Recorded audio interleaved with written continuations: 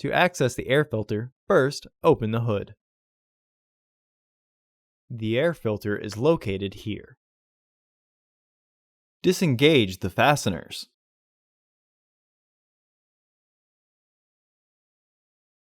Lift the housing and free the tabs from their catch.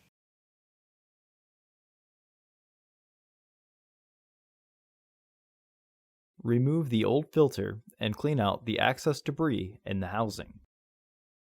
Insert your new filter into the housing. Make sure the tabs are secure in their catch.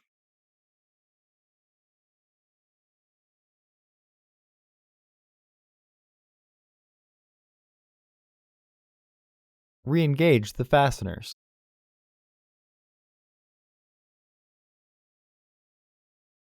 Close the hood.